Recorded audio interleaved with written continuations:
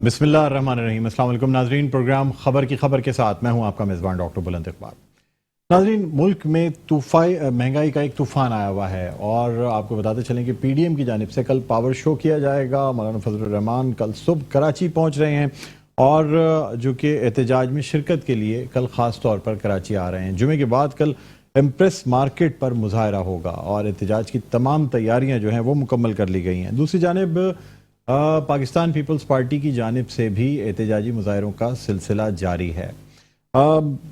इसी के साथ साथ अमीर जमात इस्लामी सिराजुल हक साहब जो हैं वो ये कहते हैं कि तब्दीली के लिए पुरअमन जो जद्दोजहद है वो जारी रखी हुई है और इस जद्दोजहद को आगे भी बढ़ाया जाएगा।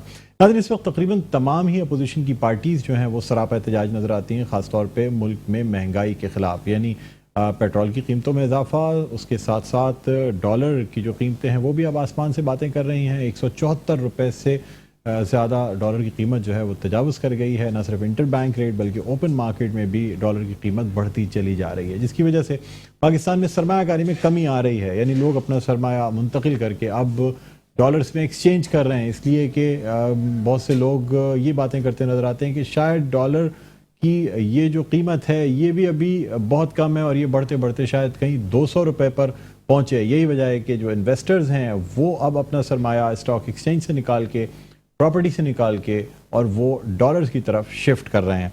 बहरहाल नाज़रीन, हम आज के प्रोग्राम में इन तमाम मौज़ूआत के हवाले से बात करेंगे। हमारे साथ मौजूद हैं नायब अमीर जमात इस्लामी कराची जनाब उसामा साहब, जिन्हें हम खुश आमदीद कहना चाहेंगे। उसामा साहब, आपको बहुत बहुत खुश आमदीद कहते हैं। अस्सलाम वालेकुम। नाज़रीन, इसके अलावा हमें स्काइप पे ज्वाइन करेंगे समी सवाती साहब और मुत्तहदा कौमी मूवमेंट से फ़ोन लाइन पे होंगे ख्वाजा इजहार साहब। इसके अलावा तैमूर तालपुर भी हमारे साथ स्काइप पर ऑनलाइन होंगे इस प्रोग्राम में। सर, आपसे गुफ्तगू का आगाज़ करते हैं। क्या कहते हैं सर, अब लगता है कि आपकी जमात की जानिब से भी मज़ीद एहतजाजी जो मूवमेंट है उसका सिलसिला शुरू होने वाला है? जी, बिस्मिल्लाहिर्रहमानिर्रहीम। देखिए, ये सिलसिला तो एक तवील अरसे से जारी है और महंगाई का जो तूफ़ान है, ये तूफ़ान कई तूफ़ानों के साथ जो है इस वक्त मौजूदा शक्ल इसने इख्तियार की है। और पिछली जो हुकूमत थी, अगर हम कहें कि मुस्लिम लीग की हुकूमत थी, तो उस वक्त भी ये तूफ़ान मौजूद था। उसकी शिद्दत आज बढ़ गई है, उसकी शिद्दत पहले से ज़्यादा थी। लेकिन जो उससे पहले थे उन्होंने भी एक तूफ़ान बर्पा किया हुआ था, और जो उनसे पहले थे, चाहे वो पीपल्स पार्टी हो, चाहे वो मार्शल लाई हुकूमतें हों, इन सब अदवार में महंगाई के तूफ़ान उठते रहे हैं, चढ़ते रहे हैं और आवाम की कमर तोड़ते रहे हैं। आवाम इस पूरे अरसे में सरापा एहतजाज बनते रहे हैं। मसला सिर्फ ये है कि इमरान खान साहब जो बड़ी उम्मीदों के साथ आए थे और उन्होंने बड़ी उम्मीदें दिलाई थी लोगों को, और उम्मीद ये थी कि मैं एक चेंज लेकर आऊँगा, मैं एक तब्दीली लेकर आऊँगा। और तब्दीली का मतलब यह था कि इससे पहले जो कुछ मुस्लिम लीग कर रही है इस मुल्क में, जिन पॉलिसीज़ को लेकर मुस्लिम लीग चल रही है, चाहे वो IMF की डिक्टेशंस की पॉलिसियाँ हों, उन पे कर्जे की मईशत हो, चाहे सरमायादाराना निज़ाम का हिस्सा बनाना हो और उसी को यहाँ पे मुसल्लत करना हो, चाहे यही पॉलिसीज़ इससे पहले पीपल्स पार्टी लेकर चल रही हो और वही पॉलिसीज़ जनरल मुशर्रफ या कोई और लेकर चल रहा था। तो उन्हीं पॉलिसीज़ का जो तसलसल था, इमरान खान ने ये कहा था कि मैं चेंज लेकर आऊँगा। चेंज का मतलब यह था कि मैं इन पॉलिसियों को तब्दील करूंगा, मैं इस सूरत हाल के अंदर एक बुनियादी शिफ्ट लेकर आऊंगा। और जब अवाम ने उनकी इस बात के ऊपर एतमाद किया, भरोसा किया, तो उन्होंने वो काम करने के बजाय वही सारे काम किए कि जो इससे पहले पिछली हुकूमतें कर रही थीं। और उनका जो तब्दीली का नारा था वो एक शराब साबित हुआ। लोग उसे धोखा भी कहते हैं। अमनीयत के ऊपर कोई अगर हमला ना करे तो कम से कम लफ्जों में उसे आप शराब तो कह सकते हैं। एक फरेब साबित हुआ और उन्होंने वही सारे काम किए और उन्हें इसके ऊपर कोई मलाल भी नहीं है। वो इस मौजू पे बात भी नहीं कर रहे कि वो तब्दीली की तरफ क्यों नहीं गए, तब्दीली क्यों नहीं लेकर आए। उन्होंने वादा किया था कि मैं तब्दीली लेकर आऊंगा, और उन्होंने वही IMF की पॉलिसीज, वही सरमायादाराना निज़ाम, वही जो है इन जागीरदारों की पूरी बैंड वैगन को अपने साथ शामिल किया हुआ है। तो इसके नतीजे में क्या तब्दीली लेकर आए? तो जब तब्दीली नहीं आई और हालात बद से बदतर होते चले जा रहे हैं, हालात तो एक ढलान के ऊपर हैं। कल यहाँ थे। अच्छा सर, लेकिन आप नहीं समझते अपोजिशन में आप तनहा रह जाते हैं? यानी आप सराजुल हक साहब ने कहा कि जी नून लीग जो है ना वो भी अंडरस्टैंडिंग में है, नैब केसेस की हद तक की अपोजिशन है, उसके अलावा हुकूमत के साथ अंडरस्टैंडिंग है, पीपल्स पार्टी को भी आप यही कहते हैं, मुत्तहदा को भी आप यही कहते हैं।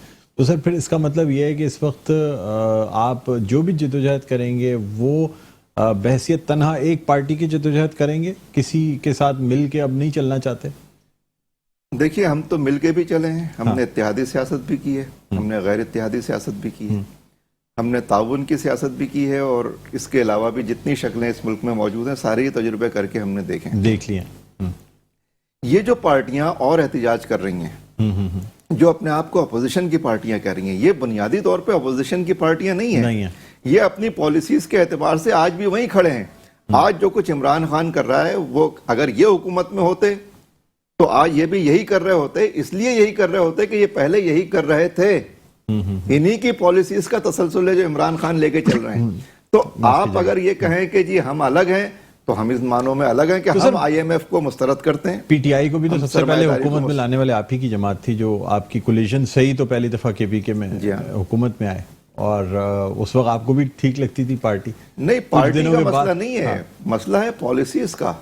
वो पॉलिसीज अच्छा, पार्टी ठीक है, मतलब पाकिस्तान पार्टी तो कोई भी बन सकती है ना, कोई भी अपनी पार्टी तो बना सकता है, लेकिन बात यह है कि आपका मौकिफ क्या है। जिस मौकिफ में वो हमारे साथ खड़े होंगे, जो भी हमारे साथ, सिर्फ उनका मसला थोड़ी है, जो भी इस हमारे मौकिफ के साथ खड़ा होगा, जो ये कहेगा कि हम IMF की पॉलिसीज को, IMF की गुलामी से इस मुल्क को आजाद कराएंगे। वो तो PTI का भी यही नारा था सर। PTI का यही नारा था।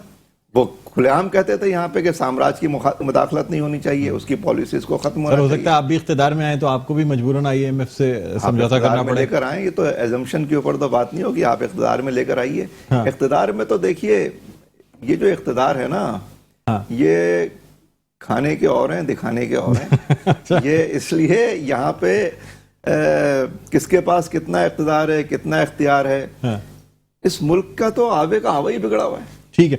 अच्छा उसामा साहब, आप हमारे साथ मौजूद हैं, लेकिन अभी हमें ज्वाइन किया फोन लाइन पे समी सवाती साहब ने, रहनुमा हैं जमीयत उलमा इस्लाम फजलुर रहमान ग्रुप के, और जाहिर सी बात है PDM का इस वक्त जो कल का जो पावर शो है वो होने जा रहा है, एहतजाज होने जा रहा है, इस हवाले से हम बात करना चाहेंगे। सबसे पहले हम समी सवाती साहब को खुशामदीद कहना चाहेंगे। अस्सलाम वालेकुम सर, आपको खुशामदीद कहते हैं प्रोग्राम में। वालेकुम सलाम, बुलंद साहब कैसे हैं? खैरियत जी, अल्लाह का करम सर, मैं ठीक हूँ।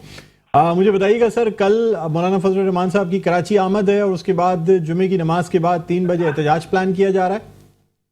जी बिल्कुल, ऐसा है कि PDM के पिछले सरबराही इजलास में जो फैसले हुए थे उसमें 15 रोज की एहतजाज की कॉल थी। स्पेशली जो महंगाई है इस वक्त, इसका पूरा मुल्क को इस वक्त सामना है, तो उस हवाले से सबसे बड़ा जो प्रोग्राम है वो कल यहाँ इंशाल्लाह कराची में इम्प्रेस मार्केट में होगा, और उसमें PDM के सरबराह मौलाना फजलुर रहमान साहब खुसूसी शिरकत कर रहे हैं। उनकी आमद जो है वो रात ही मुतवक्की थी, लेकिन ये था कि हमारे JUI के मरकजी फाइनेंस सेक्रेटरी हाजी शमसुर शमसी साहब का इंतकाल हुआ था, उनकी जनाजे में शिरकत की वजह से मौलाना साहब आ नहीं सके फिर। लेकिन यह है कि कल इंशाल्लाह हमारी भरपूर तैयारियां हो चुकी हैं, और इस हवाले से कराची में एक बड़ा एहतजाजी मुजाहरा होने जा रहा है।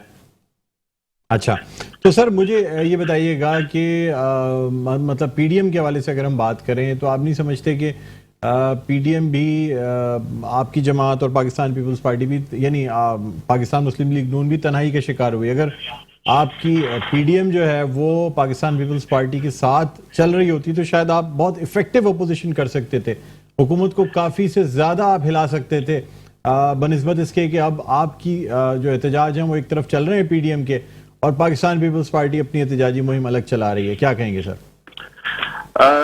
देखें, बात यह है कि ये मुल्क मुख्तलिफ सियासी जमातों की मुश्तरका मीरास है, और यहाँ मुख्तलिफ सियासी जमातें हैं जो अपने अपने प्लेटफॉर्म से हुकूमत वक्त के खिलाफ जो है वो गुज़श्ता 3 साल से सफारा हैं। और कभी ऐसा हुआ कि ये हम ज़हन हम ख्याल जमातें एक दूसरे के करीब हुई, और कभी ऐसा हुआ कि इनके दरमियान फासले बढ़े। लेकिन मैं समझता हूँ कि असल चीज जो होती है वो ये होता है कि तहरीक किस नतीजे पर मुंतज होती है। इंशाल्लाह कोई भी पार्टी अपोजिशन की तमाम पार्टियां ऐवान के अंदर हों या बाहर हों, लेकिन बुनियादी मकसद सबका ये है कि मौजूदा हुकूमत जो मसाइल लेकर आई है, जो बहरान लेकर आई है, उस बहरान से कौम को किस तरह से निकाला जाए। सबसे बुनियादी मसला, और इस पर तमाम का जो है वो इत्तेफाक है, किसी कदर इश्तराक है। और अगर किसी लम्हे इनकी राहें अलग हुई हैं तो इस नौबत तक मामलात नहीं गए कि एक दूसरे से दोबारा जो है वो निश्चित से बर्खास्त न कर सकें। तो इंशाल्लाह आने वाले दिनों में दोबारा भी कभी अगर मौका मिलेगा तो मेरा ख्याल है कि दोबारा भी ये जमातें एक दूसरे के करीब आ सकती हैं। लेकिन इस वक्त बुनियादी जो मकसद है वो अवाम को बहरान से निकालना है, अवाम के जो मसाइल हैं उस पर तमाम जमातों का इत्तेफाक है। सभी सवादी साहब, लेकिन अवाम के जहनों में तो सवाल उठता है ना कि अब चाहे हुकूमत हो या अपोजिशन जमातें हों, यू टर्न लेने में या अपने मफाद की खातिर इख्तलाफात होने में देर नहीं लगती सर। अवाम को एहतजाज में शामिल ज़रूर किया जाता है, हर चीज़ में अवाम को कॉल दी जाती है, लेकिन आपस की बहुत सारी चीज़ों में मुज़ाकरात हो जाते हैं, गठजोड़ भी हो जाता है और साथ ही साथ इख्तलाफात होते हैं तो चीज़ें टूट भी जाती हैं। पहले ही पाकिस्तान तहरीक इंसाफ की हुकूमत का ये कहना था कि ये पाकिस्तान मुस्लिम लीग नून और पाकिस्तान पीपल्स पार्टी का इत्तेहाद चल नहीं सकता, it's not a natural alliance, ये किसी सूरत कामयाब नहीं रहेगा, जो कि वक्त ने साबित किया कि कामयाब नहीं हुआ। क्या कहेंगे आप? देखें, ये तो दोनों पार्टियों के अंदरूनी मसाइल हैं और अंदरूनी मसाइल बाज़ दफा बाहर निकलकर पार्टियों के बाहमी ताल्लुकात के लिए मसला बना देते हैं। लेकिन ये है कि अगर आप आवाम के मसाइल को उजागर करना छोड़ दें तो वो सियासी जमातें अपनी मौत आप मर जाती हैं। मेरा ख्याल है कि दोनों जमातें अपनी अपनी जगह अवामी इशूज पर जो है वो खड़ी है, स्टैंड लिए हुए। तो अगर जरूरत पड़ती है तो दोबारा भी एक हो सकते हैं। लेकिन जाहिर है कि इसमें जब पीडीएम बनी उसका एक मोटो था और उसकी एक बुनियाद थी और पीपल्स पार्टी की ये ख्वाहिश थी कि हम इन हाउस तब्दीली लेकर आएंगे, आप ऐवान के अंदर रहें। जमीयत उलमा इस्लाम का, पीडीएम के बाकी जमातों का मौक़िफ़ ये था कि इस्तीफे दिए जाएं। लेकिन जाहिर है एक दूसरे को कायल करना पड़ा, एक दूसरे को डायलॉग से कायल किया गया और अगर इस्तीफे नहीं दिए गए तो इन हाउस में भी पीडीएम को जाहिर है कि इन जमातों की जो बाहमी गलतियां थी उसकी वजह से पीडीएम को उसमें खिफ़त का सामना करना पड़ा। तो आज अगर पीपल्स पार्टी अलग हुई है तो उसमें किसी कदर उसका अपना रोल भी है। और पीपल्स पार्टी को ये ठहरा जाता है कि ईवान के अंदर जो तब्दीली में पीडीएम को खिफ़त हुई उसमें कम से कम उनका बड़ा कलीदी किरदार है।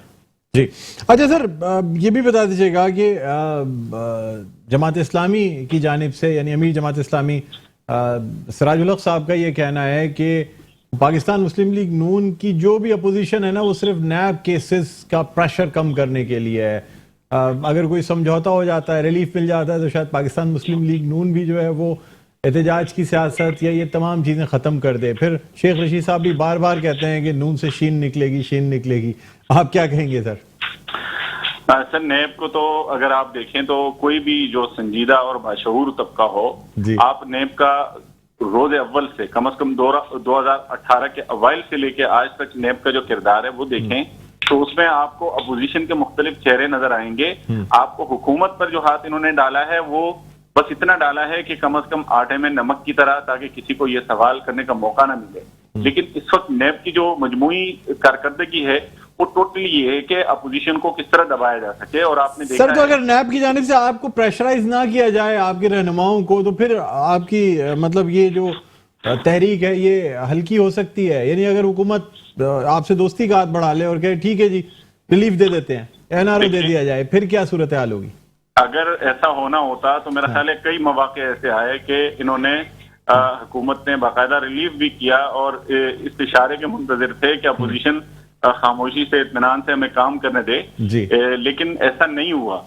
और आपने देखा कि कई मौके पर दोनों बड़ी सियासी जमातों की अगर हम बात करें तो उनको रिलीफ दिया गया और बज़ाहिर ऐसा महसूस हुआ कि नैब ने उन पर हाथ जरा हल्का कर दिया। लेकिन चूंकि ये उस नैब जितने भी इक़दाम उठा रहा है उसकी आपको पता है कितने हमारे जो पीडीएम की मरकजी क़यादत है जिसमें से अक्सरियत का नून लीग से ताल्लुक है, कितने लोग ऐसे हैं जो बाइज्जत बरी होकर आए हैं और 6-6 महीने और साल की जेलें उन्होंने काटी हैं। आप उनके वो अयाम और वो सियासी जैसे जिस तरह उनको रोका गया वो कैसे लौटाएंगे? अगर आप इस तरह से इनाद की बुनियाद पर, जिद की बुनियाद पर और दोस्त की बुनियाद पर सियासी इक़दाम और सियासी हरीफों को दबाएंगे तो मेरा ख्याल है आज यही वजह है कि इदारे अपनी साथ हो चुके हैं और इदारों के अंदर जो इस वक्त एक्सटेंशन का एक सिलसिला चल पड़ा है और अपनी जो मनचाही लोग हैं उन्हें बाकायदा नवाजा जा रहा है। तो इस पे नेट की जो क्रेडिबिलिटी है उस पर भी बड़ा एक सवाल उठ रहा है कि किस तरह से आप उनको जो है नवाज रहे हैं, और अगर आपका वो आपकी मुलाजमत और आपकी जो खिदमत है वो अगर ठीक तरीके से हो रही है तो आप उनको मुसलसल नवाज भी रहे हैं। ठीक है सर, बहुत बहुत शुक्रिया समी सवाती साहब, आपने प्रोग्राम में ज्वाइन किया। नाजरीन, रहनुमा जमीयत उलमा इस्लाम फजल रहमान ग्रुप समी सवाती साहब हमारे साथ ऑनलाइन मौजूद थे। उसामा साहब, मतलब इनका तो ये कहना था कि जी नैब की जानिब से तो जाहिर सी बात है प्रेशराइज किया जा रहा है, लेकिन दूसरी जानिब ये भी कह रहे थे कि जी पाकिस्तान पीपल्स पार्टी के लिए अब भी सॉफ्ट कॉर्नर है। अगर कोई ऐसे मुज़ाकरात हो जाते हैं तो शायद दोबारा से एक कंबाइंड मूव बनाया जा सके। अगर आपको भी इसमें दावत दी जाती है तो क्या जमात इस्लामी भी इस एहतजाज में शरीक होगी? नहीं, देखें, आप इस मुकदमे को समझें अच्छी तरह। जो इस वक्त सिचुएशन जहाँ बहसियत मजमूई पूरी कौम खड़ी हुई है, देखिए, पीपल्स पार्टी हो, मुस्लिम लीग हो, JUI फे हो या MKM हो, जो नुमाया इस वक्त पार्टियां हैं, ये सब बुनियादी तौर पे एक ही पार्टियां हैं, नाम मुख्तलिफ हैं अपनी पॉलिसीज के एतबार से। चाहे आप इनकी माशी नुक्ता नज़र को देखें, चाहे आप इनकी सियासी पॉलिसीज को देखें, चाहे आप इनकी इसके अलावा फॉरेन अफेयर्स के ऊपर इनका जो भी मौक़िफ़ है, ये सब एक पेज के ऊपर हैं, एक मौक़िफ़ रखते हैं। इनमें कोई बुनियादी इख्तलाफ नहीं है। ये मिल भी सकते हैं, ये अलग भी हो सकते हैं। इनका बुनियादी झगड़ा यह है कि इख्तिदार हमारे पास होना चाहिए।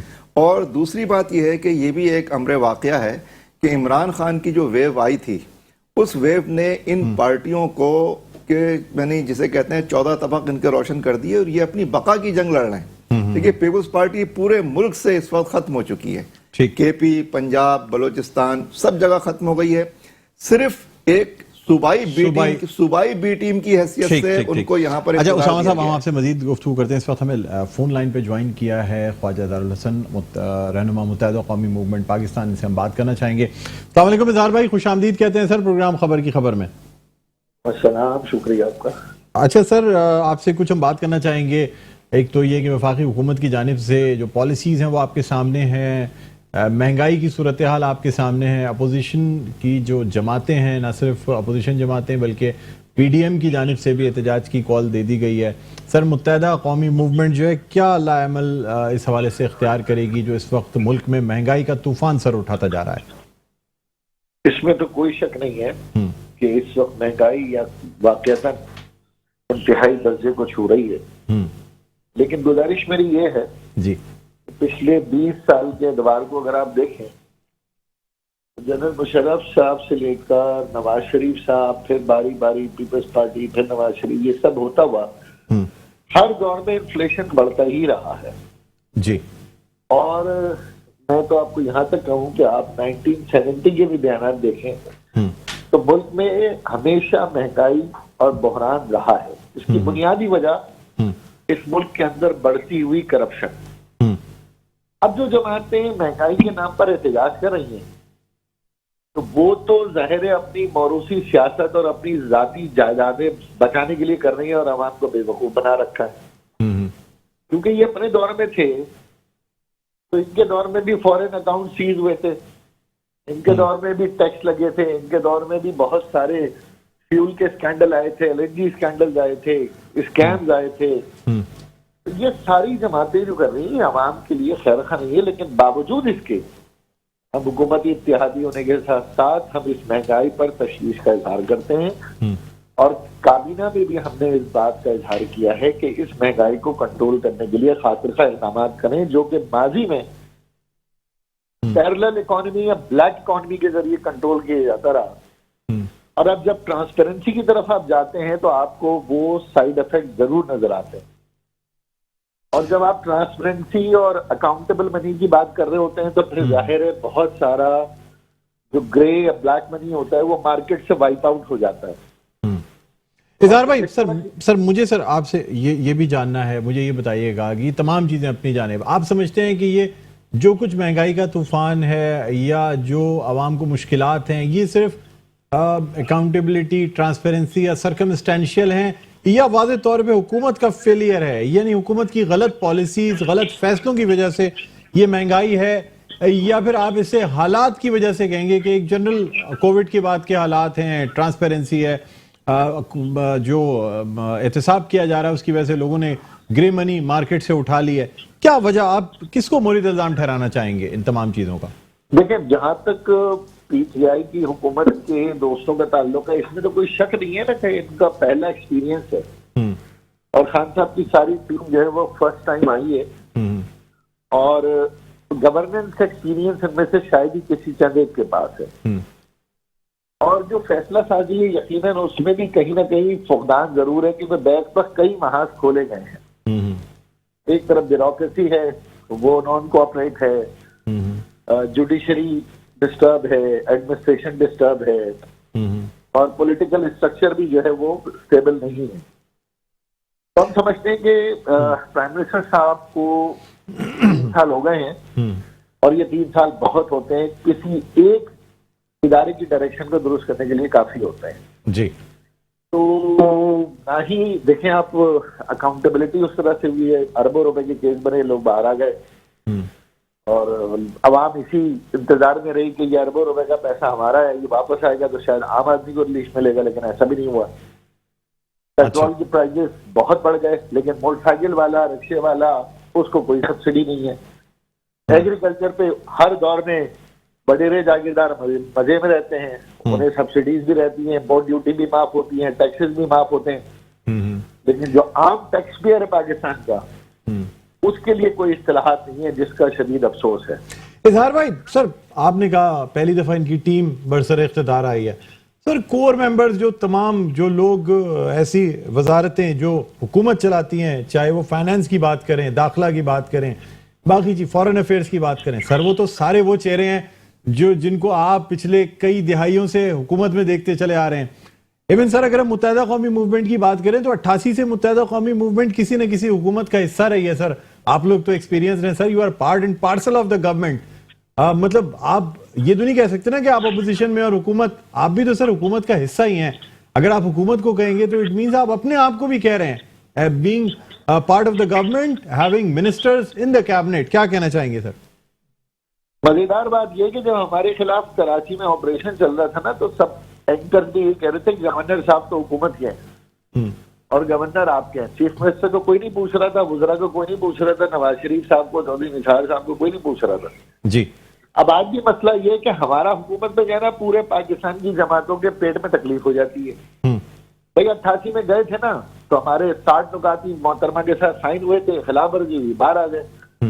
फिर 90 में गए थे मियां साहब के साथ, फिर बाहर आ गए। 93 ये क्यों नहीं लोग समझते कि हम बाहर भी तो आते हैं। अभी भी इस दौर में भी खालिद मकबूल सिद्दीकी भाई ने वजारत छोड़ी थी ना, और वो दोबारा वजारत नहीं ली, बावजूद इसके कि प्राइम मिनिस्टर साहब को बहुत इसरार था, बावजूद इसके सबका दबाव था, लेकिन खालिद मकबूल सिद्दीकी भाई ने वजारत नहीं ली, बल्कि अमीन उल्लाह भाई को दी।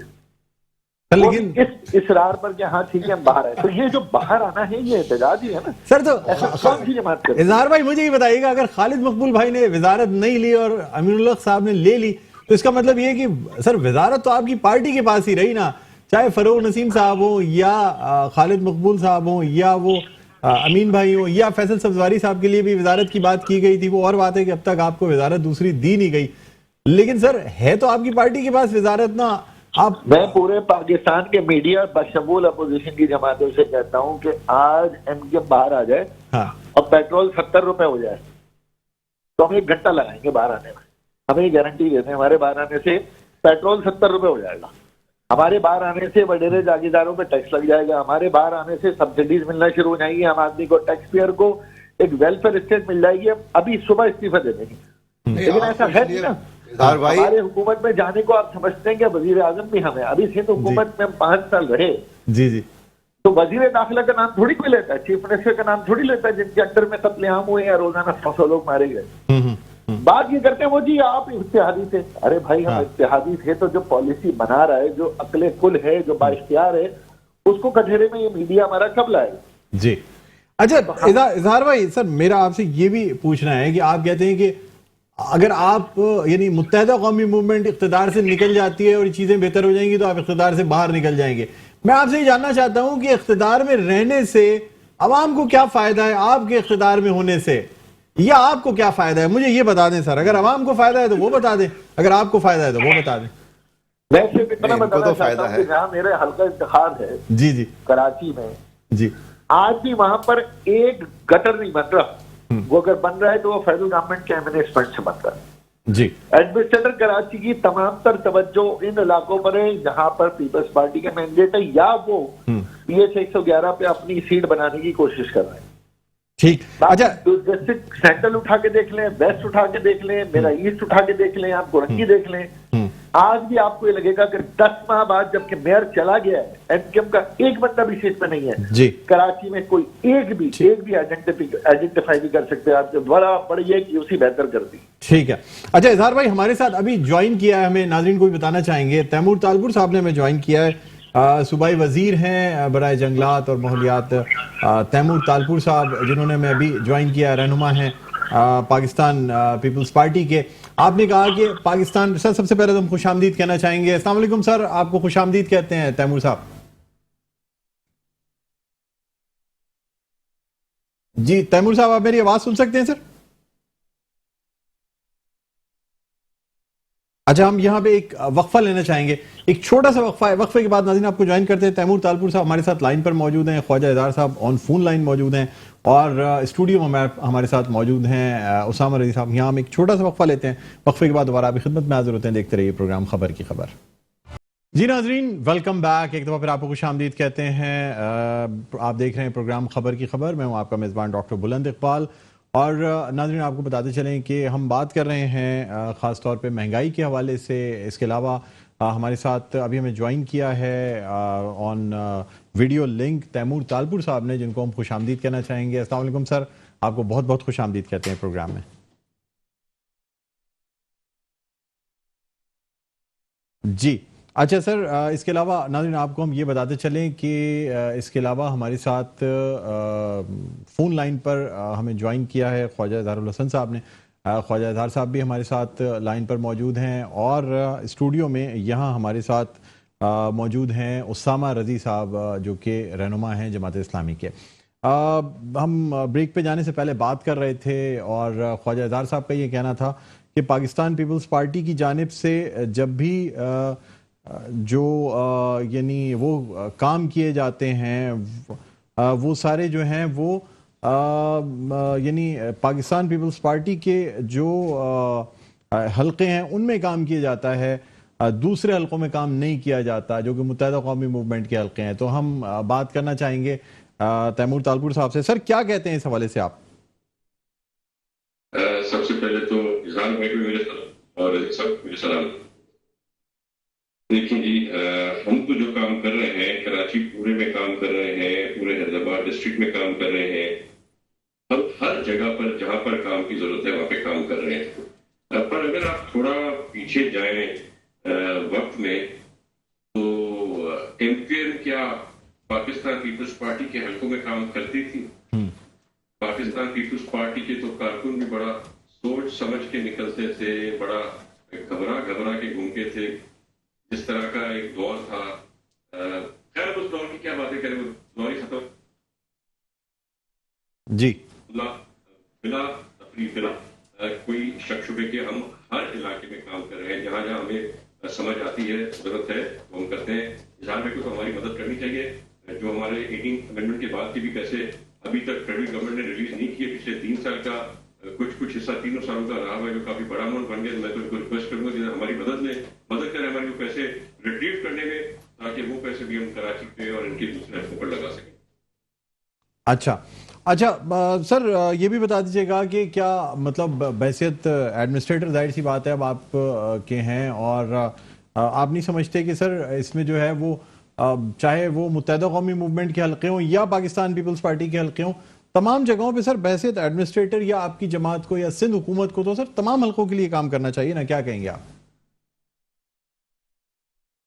बिल्कुल हमें इसी तरह से काम करना चाहिए, और जो हमने एडमिनिस्ट्रेटर कराची के लिए चुना है, वो भी ही कराची का एक बच्चा है, कराची की पैदाइश है उसकी, वो भी उतना ही कराची से प्यार करता है जितना इज़हार भाई करते हैं और दूसरे करते हैं। और एक बड़ा कमोशन था कि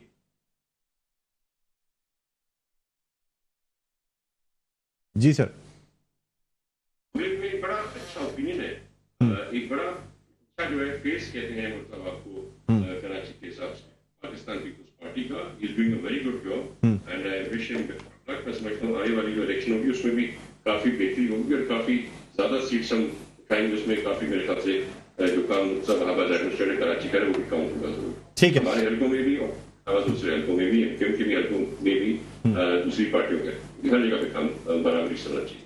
ठीक सर, आप ऑन होल्ड रहिएगा, हम जरा ख्वाजा इजहार साहब से भी इनपुट लेना चाहेंगे। इजहार भाई क्या कहते हैं सर, आप ये कह रहे हैं कि हम तो बहसियत सिंध हुकूमत भी काम कर रहे हैं और ये भी पूछ रहे हैं कि क्या मुत्तहदा कौमी मूवमेंट ने अपने टेन्योर में पाकिस्तान पीपल्स पार्टी के हल्कों में काम किया था, क्या कहेंगे सर आप? बिल्कुल किया। सबसे बड़ी बात इसमें लियारी की वो अवाम शामिल है जिनको पहली बार अगर पानी मिला तो वो एमक्यूएम में ही मिला था। और दूसरी बात ये है, क्या आप इस चीज को तोलेंगे सियासत में एज ए चीफ मिनिस्टर कि जी हमारे इलाके में आपने क्योंकि एक दफा पानी दिया था, अब आपको शायद 100 दिन में एक दफा देंगे। क्या आप बदतरीन गवर्नेंस को मजीद बदतरीन परफॉर्मेंस से ही कंपेयर करेंगे? हमारे अच्छे कामों को अडॉप्ट करें, हमसे आगे निकलने की कोशिश करें और बेहतर काम करें। भाई हमने अगर एक लियारी को पानी दिया तो आप क्या लियारी के अंदर नौकरियां भरेंगे, लियारी में मजीद पानी देंगे।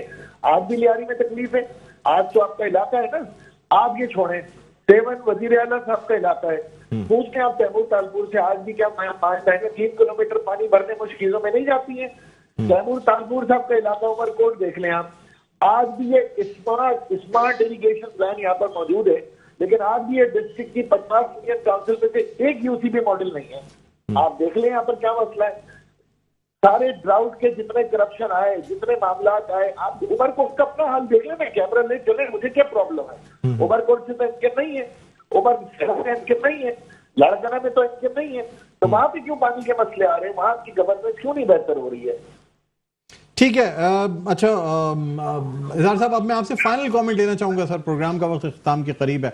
क्या कहना चाहेंगे सर, महंगाई के खिलाफ सिर्फ मतलब तनकीद की जाएगी या कोई एहतजाज का प्लान भी आपकी जमात रखती है हुकूमत के खिलाफ?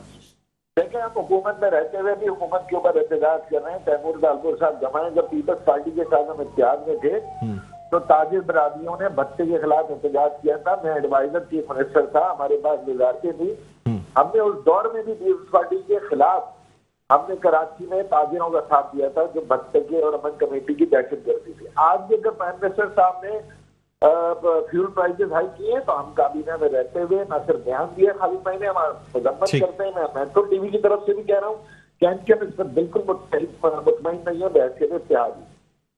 ठीक, बहुत शुक्रिया ख्वाजा इजहार साहब। अब हम बढ़ना चाहेंगे तैमूर तालपुर साहब की तरफ। तैमूर तालपुर साहब क्या कहते हैं सर, फाइनल कमेंट महंगाई के हवाले से भी और शहर की हालत के हवाले से भी क्या कहना चाहेंगे?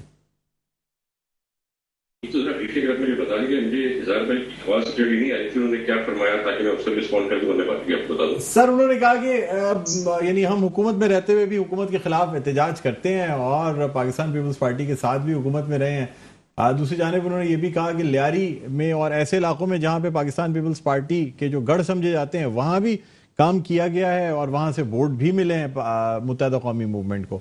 ये कहना था उनका, क्या कहेंगे सर आप? Final note. देखिए बिल्कुल मैं उसी बात पे करूंगा कि हमें जो है अब बाकी चीजें छोड़ और इधर उधर की चीप पॉलिटिक्स छोड़ के हमें जो है कराची की डेवलपमेंट के लिए काम करना चाहिए, कराची की बेहतरी के लिए मिलकर काम करना चाहिए। पुराने गिलेशिप पे हमें भूल जाने चाहिए, सियासत है, ये सब चीजें की जाती हैं। तो we should avail it and project we are ready to work with anyone. ये जहां तक बात है महंगाई की, तो जो सितम और जुल्म पाकिस्तान की आवाम पे इन करप्ट नाअहल हुकूमत ने वफाकी हुकूमत ने डाला है, मेरे ख्याल से बदतर टाइम कभी भी किसी पाकिस्तानी नहीं देखा। मैं समझता हूँ खान साहब ने कहा था कि हर सेंट जब बढ़ता है डॉलर का तो कितने अरब रुपए आते हैं पीएम की जेब में, तो भी खान साहब की जेब में पड़ गई होंगी, बैंक अकाउंट मेरे ख्याल से बस्ट हो गए होंगे, बैंकों में पैसे नहीं रखने की जगह नहीं होगी मेरे ख्याल से खान साहब के पास। और ये बिल्कुल सही टाइम है। जो मैं समझता हूँ सच्चा पाकिस्तानी है और जिसके पास दर्द है पाकिस्तान की आवाम के, ये पाकिस्तान लोअर मिडिल क्लास लोगों के लिए, तो यही टाइम है निकलने का, एहतजाज करने का और इन नाअहलों से जान छुड़ाने का। मैं समझता हूँ पहले भी काफी बार एमक्यूएम ने ये वादे किए हैं कि वो फलानी चीज नहीं हुई तो एहतजाज करेंगी, और लास्ट तो बड़ा फ्रंटली कहा था, बड़ा ब्लंटली कहा था कि अगर सेंसस नहीं किया इमरान खान ने तो हम हुकूमत छोड़ देंगे। तो सेंसस को उन्होंने नहीं किया, उन्होंने तो अनाउंस भी कर दिया कि इस साल कुछ नहीं होने वाला, पर अभी तक क्यों एमपीओ हुकूमत बैठी हुई है, ऐसे कौन से फायदे एमपीओ को मिल रहे हैं कि वो छोड़ नहीं सक रहे इस हुकूमत को, ये भी हमें पता लगना चाहिए। It is time that everyone stand together for the rights of the people of Pakistan against inflation, जो महंगाई है उसके खिलाफ, जो हमारा रुपया डीवैल्यू होता जा रहा है उसके खिलाफ यही टाइम है मेरे ख्याल से आगे साथ खड़े होने का। ठीक है, बहुत शुक्रिया तैमूर तालपुर साहब, आपने प्रोग्राम के वक्त निकाला, थैंक यू। अब नाज़रीन हम बढ़ना चाहेंगे उसामा साहब की तरफ। उसामा साहब, फाइनल कमेंट क्या कहना चाहेंगे? देखिए, बातें इन दोनों पार्टियों ने की और ये दोनों वो पार्टियां हैं जिन्हें कराची वालों ने तो मुस्तरद कर दिया है। पीपल्स पार्टी का बुनियादी तौर पे जो खमीर है वो कराची दुश्मनी पर मबनी है, और एक जागीरदारों का टोला है जो एक लश्कर की शक्ल में सूबाई इख्तियारात के साथ कराची को भंबोड़ भंबोड़ के खा रहा है। लूट मार की एक जो है तूफान मचाया हुआ है, और ये तजोरियां भर रहे हैं सिर्फ, उसके अलावा कुछ भी नहीं कर रहे। कोई एमक्यूएम का हल्का नहीं है और कोई पीपल्स पार्टी का हल्का नहीं है। भाई दोनों हल्कों में इन दोनों को अवाम ने मुस्तरद कर दिया है। कराची के अवाम है, 3.5-4 करोड़ अवाम है जो मर रहे हैं, उनके लिए कोई बात नहीं कर रहा। अभी भी आप देखें ना इन दोनों की गुफ्तगू, वो अपनी पार्टी की और अपनी पार्टी की, हमें इख्तिदार में रहना चाहिए। एमक्यूएम ने जो सियासत शुरू की थी कि जमात इस्लामी अपोजिशन की सियासत करती है, शाह अहमद नूरानी अपोजिशन की सियासत करते हैं, एमक्यूएम आएगी तो हम इख्तिदार की सियासत करेंगे। आप देखिए 35 साल में इख्तिदार की सियासत का नतीजा ये निकला है कि पूरा शहर कराची तबाह बर्बाद हो गया है। ये सारी पार्टियां किसी मर्ज की दवा नहीं है, ये एक ही सिक्के के मुख्तलिफ रुख हैं। ठीक है, जमात इस्लामी चेहरों की तब्दीली पे यकीन नहीं रखती, निजाम की तब्दीली पे इमरान खान तब्दीली नहीं ला सके, निजाम चेंज होना चाहिए, सिस्टम चेंज होना चाहिए। बहुत शुक्रिया उसामा रज़ी साहब, आप हमारे प्रोग्राम में तशरीफ लाए। नाजरीन, रहनुमा जमात इस्लामी उसामा रज़ी हमारे साथ मौजूद थे। प्रोग्राम का वक्त अख्ताम पर पहुंचता है, मुझे बुलंद इकबाल को इजाज़त दीजिए, अपना बहुत ख्याल रखिएगा, अल्लाह हाफ़िज़।